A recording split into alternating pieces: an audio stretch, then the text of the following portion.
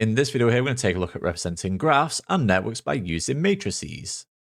So for this video here, then we're going to learn about two different types of matrices here. One, as you can see on the screen, is known as adjacency matrices, and the other type is known as distance matrices. You do need to learn both of these, and we will run through an example for both of these different types here. But let's just start then with adjacency matrices. So an adjacency matrix can be used to represent a graph or network. And the adjacency matrix provides information about the connections between the vertices in a graph. So each entry in an adjacency matrix describes the number of arcs joining the corresponding vertices. And you should be able to write down the adjacency matrix given the graph and also draw a graph if you're given the adjacency matrix. So like I said then, we'll run through an example of this very, very shortly. But before we do that, let's also just run through distance matrices. And as we mentioned on the previous page, we do also have distance matrices. So the main question here then is, what is a distance matrix? Well, the matrix associated with a weighted graph is called a distance matrix. And in a distance matrix, the entries represent the weight of each arc and not the number of arcs. So it is an important distinction there then between adjacency matrices and distance matrices. And again, you do also need to be able to write down the distance matrix given the network and also the network given the distance matrix. So to finish with here then, let's just work through two examples here then. One example on adjacency matrices or an adjacency matrix, and also an example here then on a distance matrix. So let's just get started then with question 1 here. So let's just get started here then with question 1. Now what we want to do here then for question 1 is draw a graph corresponding to the adjacency matrix below. That's this matrix here, right? Now this matrix here indicates the number of connections then between our vertices. So we've got one of three options here. We're going to get a 0, which would indicate no connection then. So for example, there's no connection here between A and E, as indicated by the 0. A 1 would indicate a single connection. So for example, then there's just a single line here between A and B. Or a single arc, I should say, to be a little bit more formal. And then if we've got a 2 here, so we can also get a 2 would indicate a loop, but as you can see for this example here, there's no 2, so not something that you do need to worry about for this example here.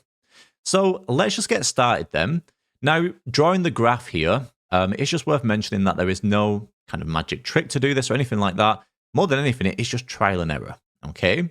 Now, the way that I do this here is I start with my first vertex here.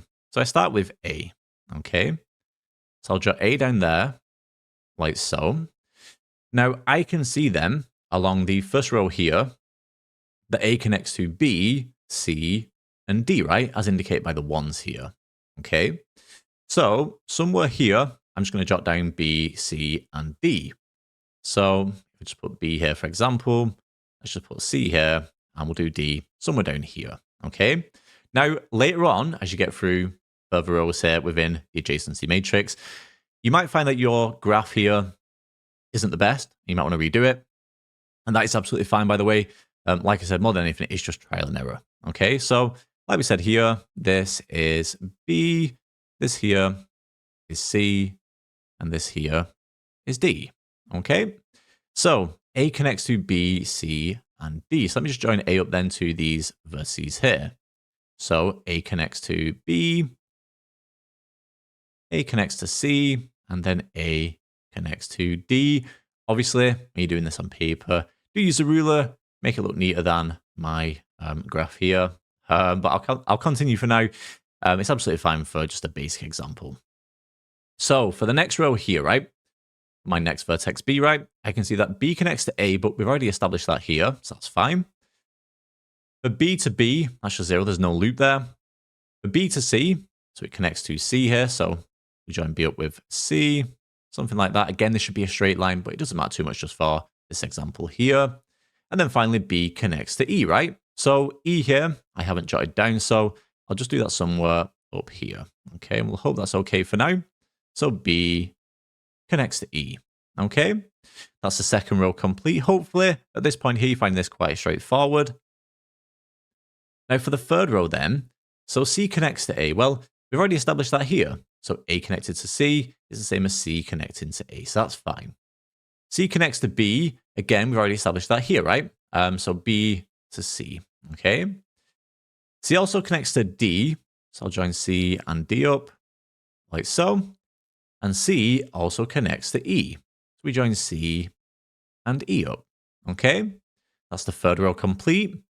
Now for the fourth row here, so that's for the vertex D. Well, we've already established that D connects to A. We did that here, A to D.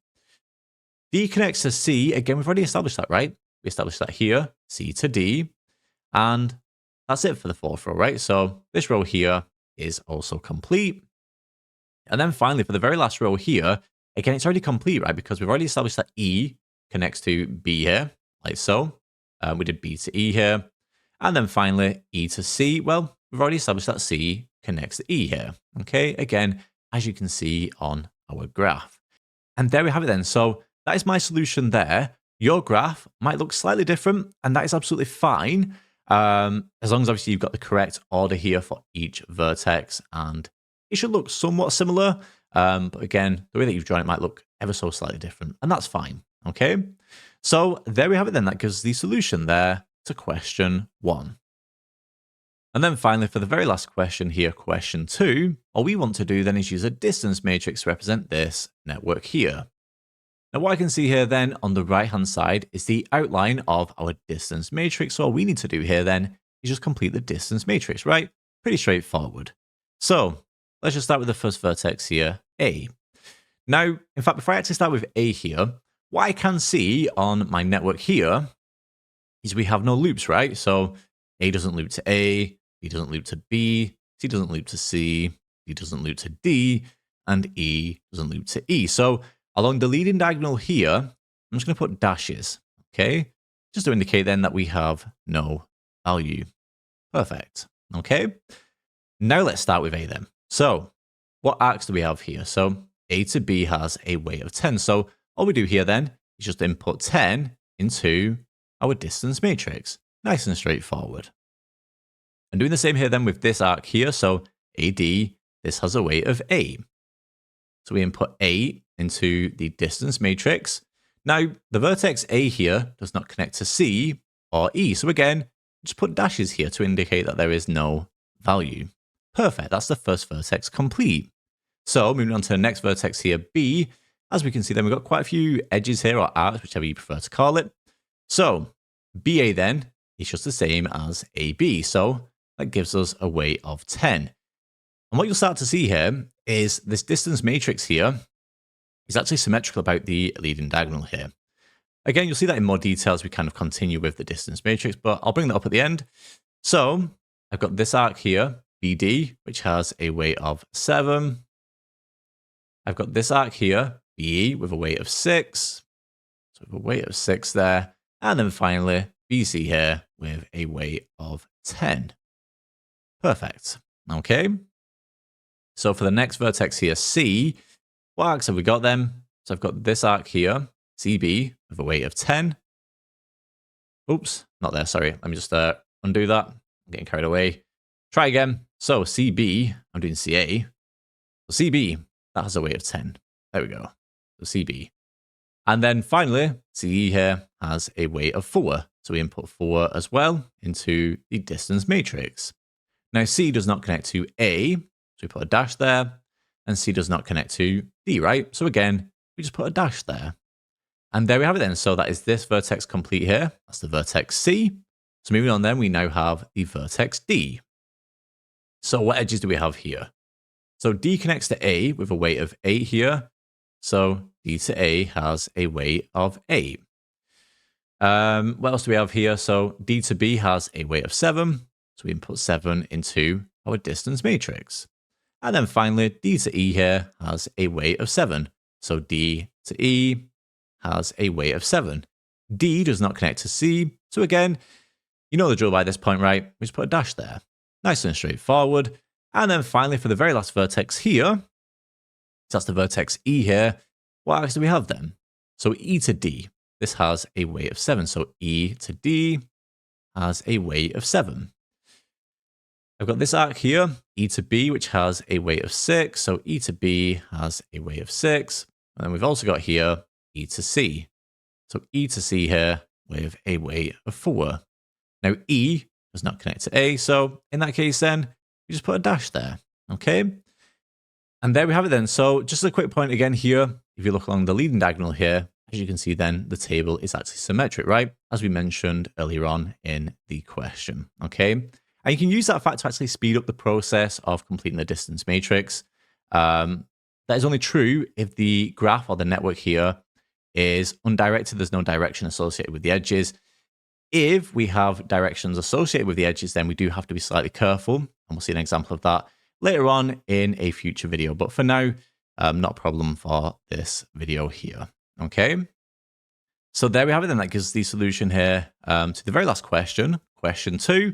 And that brings us to the end then of this video here on representing graphs and networks by using matrices.